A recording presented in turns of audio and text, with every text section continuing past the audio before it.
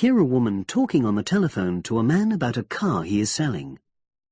First, you have some time to look at questions 1 to 4.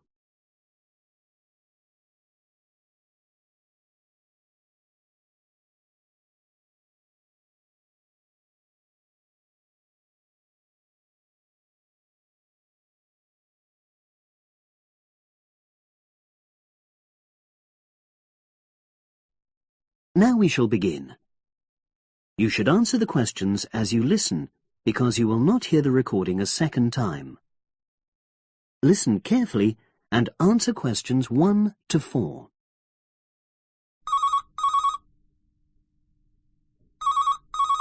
Hello, Brian Park speaking. Oh, hello. I'm calling about the advert in the paper. The car? Yes, the Mini you've got advertised for sale. Oh, yes. I just wanted to find out a bit more information.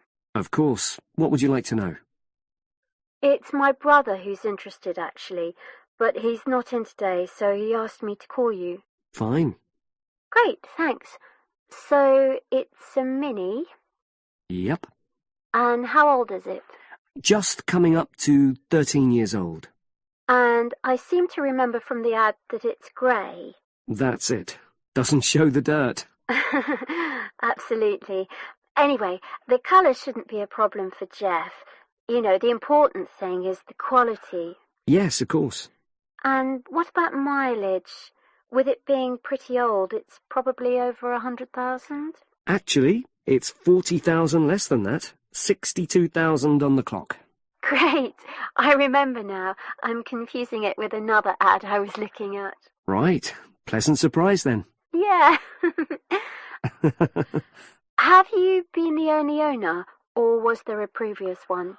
I'm the second one. Before, it was owned by a teacher, who was a very careful driver, didn't have any accidents. Very good. And what about you? What do you tend to use it for? I haven't used it all that much, mostly for shopping. You know the sort of thing. So not much wear and tear. I'll make a note of that. I know Jeff wanted me to check that. Right. Before you hear the rest of the conversation, you have some time to look at questions 5 to 10.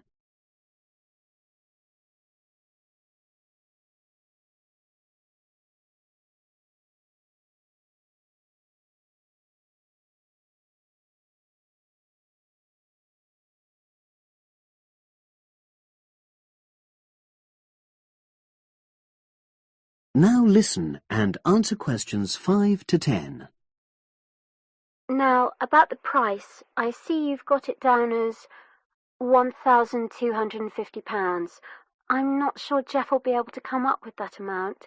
In the ad, I did say 1,250 or nearest offer. So would you be prepared to go down to 1,000? That's really too low, I'm afraid. 1,100? I might be able to go to that. OK, I'll make a note of that. What about tax? Is it due soon? Got another 5 months before it's due. Oh, that's a real plus, yes. I'll make a note of that. OK. Now, you say it's in good condition. For its age, I'd say yes, definitely. It's just been serviced and there were no major problems. Major? I'd be able to show you the service report. The only thing is, you'd have to get a new tyre in the near future. Though it's still okay, you know. It's certainly absolutely safe at the moment. OK, fair enough. Yes, I understand. And the garage also mentioned that one headlight could probably do with replacing. They think there's a fault there, you know, intermittent... Well, we'd obviously look at all the documents, but that sounds very straightforward. Of course. I've got all the service documents up to date, and you can look at those. Well, it all sounds pretty good, and I know my brother will be interested, so would it be possible for him to see the car? He's back from his trip tomorrow, and away tonight, so how about tomorrow? Tomorrow? Wednesday? I'm afraid that's not possible. I'm out pretty much all day. Well, Thursday then? That'd be fine, yeah. In the morning? Yes, that'd suit me perfectly. Great. Now, you'll need my address.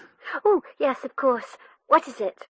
It's number 238, 238? London Road. Oh, that's easy enough. Yes, very straightforward. So I'll pass on these notes to Jeff, and he'll see you in a couple. That is the end of section 1. You now have half a minute to check your answers.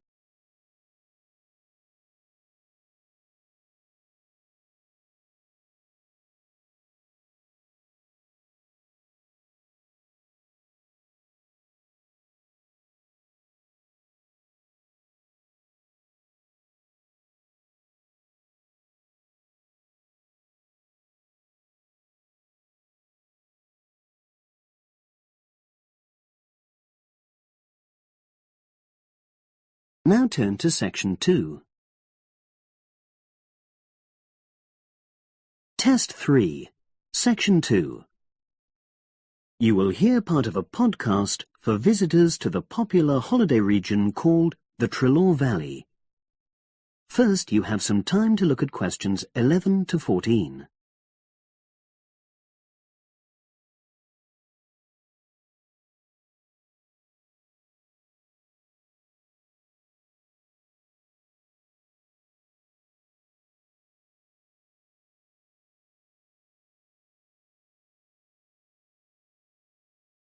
Now listen and answer questions 11 to 14. The valley and estuary of the River Treloar forms an unspoilt, beautiful landscape, rich in both wildlife and sites of historic interest. There are many ways to explore the area, and public transport links are good. It is possible to leave your car behind and travel by boat, train, or bus, with just short walks in between stops. The Treloar Valley Passenger Ferry runs between villages along the river estuary and provides a link with a train station at Barry, which is about 10 minutes' walk from the riverside village of Calton. In the past, the river was the main form of transport in the area, and as in the past, today's ferry service operates according to nature. The river estuary is tidal, and so the ferry timetable differs from day to day, according to the times and height of the tide. The ferry is also seasonal, normally running between April and September, depending on the weather. A timetable for the whole year can be downloaded from the internet by visiting www.treloarferry.co.uk.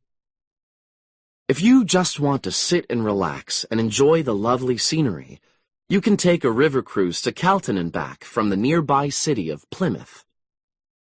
In the past, steamships brought early tourists along the same route. Queen Victoria and her family enjoyed such a trip in 1856. The journey is quicker these days.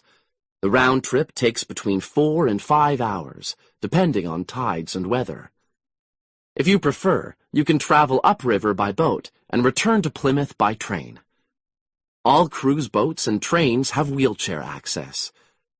For more information and for departure times, ring Plymouth Boat Cruises on 017-528-23104. Trains run several times a day throughout the year between Calton and Plymouth, with various stops in between. They are used by both local commuters and tourists who want to enjoy the beautiful scenery. The highlight of the journey is crossing the river on the stunning viaduct, which was built at the beginning of the 20th century and towers 120 feet over the water. It is unnecessary to book, and tickets can be bought on the train. For information about fares and timetables, contact National Rail Enquiries by phone or online. The bus service in the Treloar Valley now connects all train stations and villages in the area. Especially for holidaymakers, there's a Rover ticket which can be used at weekends and on national holidays and allows unlimited journeys on those days. The Rover ticket provides great value for money and is now even cheaper than it was last year. An adult ticket costs £5.50 a day. Senior citizens can travel for £4.50, and a family ticket for up to 5 people costs just £12. Tickets can be bought on the bus. Now you have some time to look at questions 15 to 20.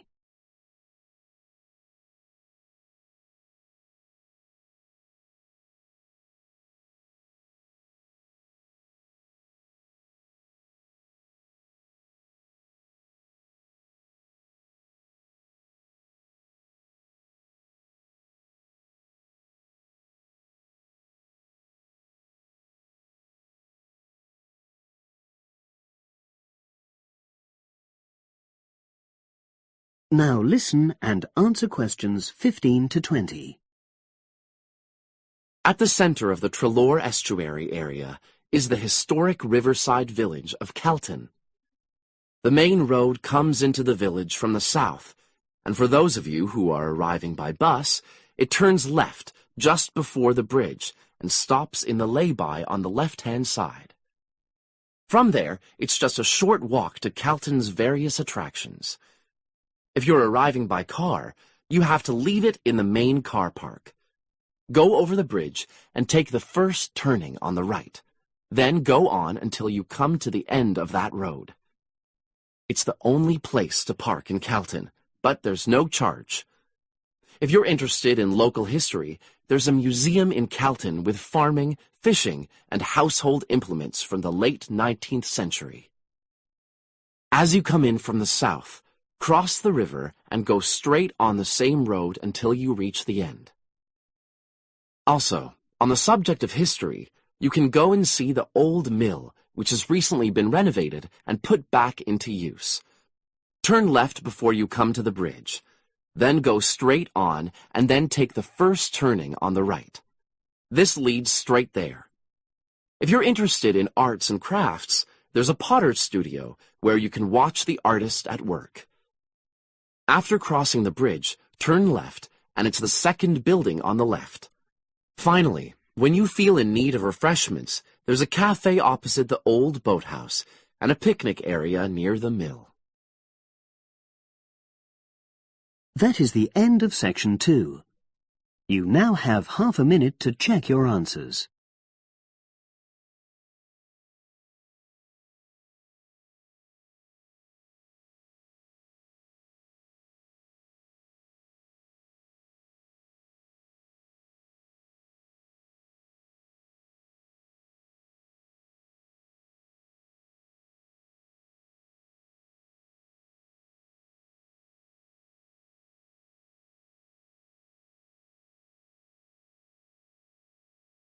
Now turn to section 3. Test 3, section 3. You will hear 2 geography students talking. An older student, called Howard, is giving advice to a younger student, called Joanne, on writing her dissertation. First, you have some time to look at questions 21 to 24.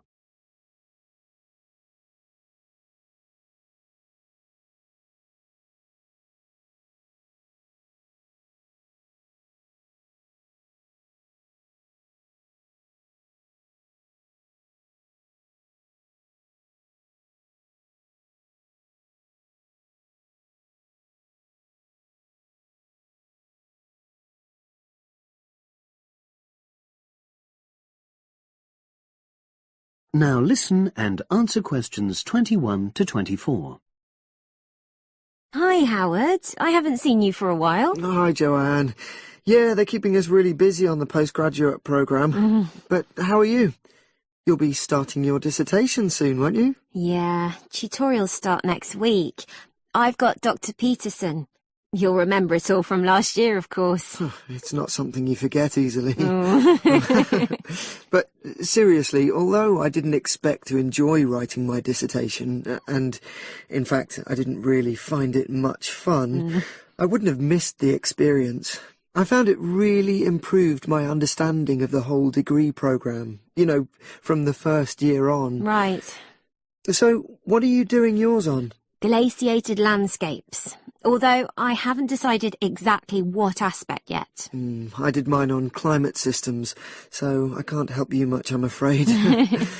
But you'll be fine once you start your tutorials. Dr. Peterson will help you focus. I know, and he'll set me deadlines for the different stages, which is what I need.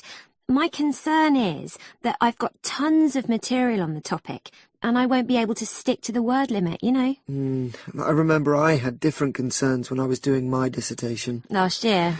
Yeah, before my first tutorial, I did a lot of fairly general reading because I hadn't fixed on my topic at that stage. I actually enjoyed that quite a lot and really improved my reading speed, you know, so I was getting through a lot of material. I was frightened I wouldn't remember it all, though, so I got into the habit of making very detailed notes. So, did you find your tutor helpful in getting you started? Yeah, we certainly had some interesting discussions, but it's funny, I saw a brilliant programme about climate change, and it was that really fired me up. It was talking about some recent research which seemed to contradict some of the articles I'd been reading. Now you have some time to look at questions 25 to 30.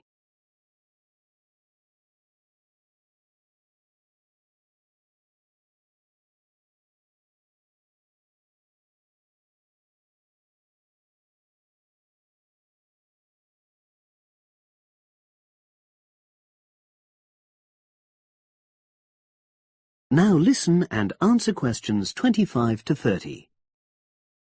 So you say your tutorials start next week? Yeah. Well, the first month's crucial. You've got to meet your tutor and decide on your focus, but don't become too dependent on him. You know, don't see him every week, only when you want to check something. Right. Once you've got the focus, you've got to get reading. It's helpful to look through the bibliographies for all the course modules relating to your topic, and get hold of any books you think you'll need. I haven't got much money. I mean, get the books from the library, far better. And I suppose I should prepare a detailed outline of the chapters? Yeah, absolutely. But don't feel you have to follow it slavishly. It's meant to be flexible. OK. Now, I'm someone who likes to get writing quickly. I can't just sit and read for a month. Not like me, then. But if that's what suits you, you know, your natural approach, then you really ought to start immediately and write the first chapter. Right. Now, Joanne, about the library, it's worthwhile getting on good terms with the staff. They aren't always helpful with undergraduates. I suppose they focus on postgrads more. Maybe. But show them you're serious about wanting to do good work. And what if I can't find what I need? Well, there's interlibrary loans. Borrowing books from other libraries, but I've heard it isn't all that reliable. You're right, but you probably won't need it anyway. Be positive. The library is likely to have most things you need. And during the dissertation writing period, you can take out 15 instead of the usual 10 books. Should I look at previous year's dissertations? You can do. But I won't know which are the good ones.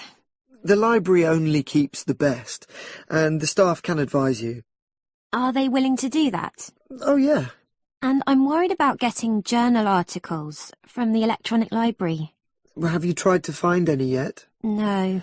Well, you should. It's really straightforward. That's obviously something I'll have to look into. Dr. Peterson will help. Yeah, I know I can go to him if I have any worries. Except he will be away in the second month. It's the holidays. You should ask him what to do while he's away. Gosh, yeah. But I suppose I can get a lot of support from course mates. I know a couple of people who are thinking of doing the same topic as me. Take care. Collaboration can become dependency. I think you'd better see how that works out, what the people are like. You're probably right. About other reading, I suppose Dr. Peterson will recommend plenty of good articles to get me started. One thing I'd find out is what his attitude is to internet sources. Surely not in this day and age. I'd better get that sorted out right at the beginning. I would if I were you. And I've also got some questions about the research sections. How much time I should spend explaining the process? Well, I think that's up to you. You can see how it develops as you're writing. OK. It's the same with things like time management. That's something a tutor can't really help you with. I agree. So, is there anything else you need me to go over? That is the end of section 3. You now have half a minute to check your answers.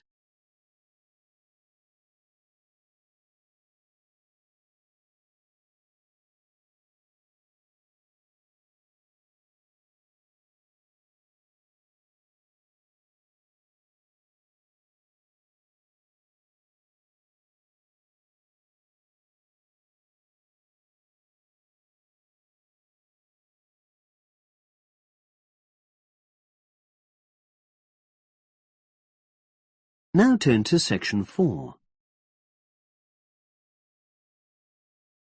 Test 3, section 4. You will hear a psychology undergraduate describing the research she is currently doing on expertise in creative writing. First, you have some time to look at questions 31 to 40.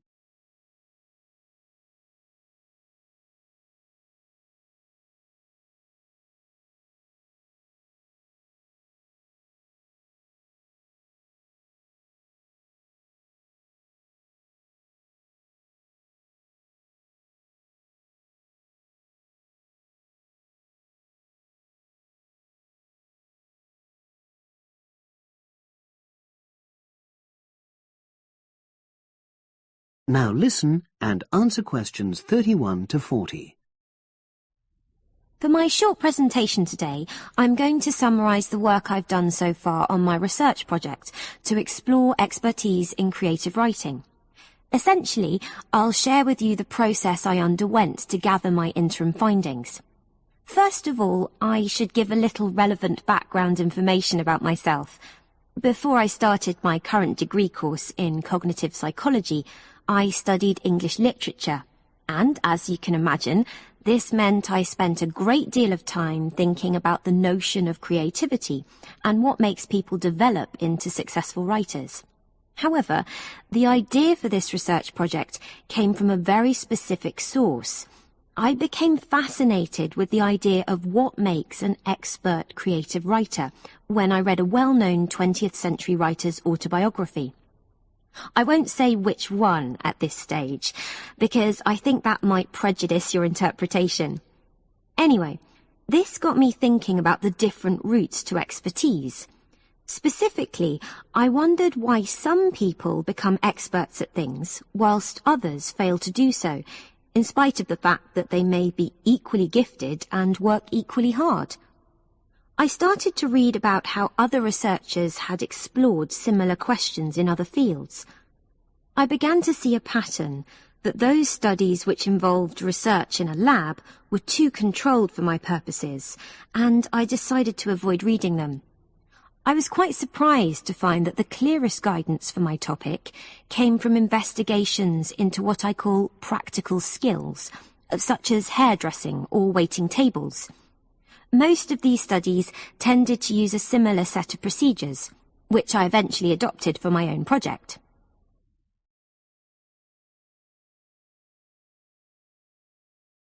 I'll now explain what these procedures were. I decided to compare what inexperienced writers do with what experienced writers do. In order to investigate this, I looked for 4 people whom I regarded as real novices in this field. Which proved easy, perhaps unsurprisingly. It proved much harder to locate people with suitably extensive experience who were willing to take part in my study.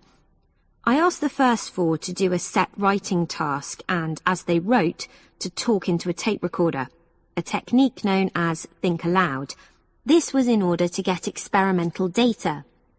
Whilst they were doing this, a research assistant recorded them using video. I thought it might be helpful for me in my transcriptions later on. I then asked 4 experienced writers to do exactly the same task. After this, I made a comparison between the 2 sets of data, and this helped me to produce a framework for analysis. In particular, I identified 5 major stages which all creative writers seem to go through when generating this genre of text. I think it was fairly effective, but still needs some work. so I intend to tighten this up later for use with subsequent datasets. I then wanted to see whether experienced writers were actually producing the better pieces of writing. So I asked an editor, an expert in reviewing creative writing, to decide which were the best pieces of writing. This person put the 8 pieces of work in order of quality, in rank order, and using his evaluations, I was then able to work out which sequence of the 5 stages seemed to lead to the best quality writing. Now, my findings are by no means conclusive at this point. I still have a long way to go, but if any of you have any questions, I'd be happy to answer them and go. That is the end of section 4. You now have half a minute to check your answers.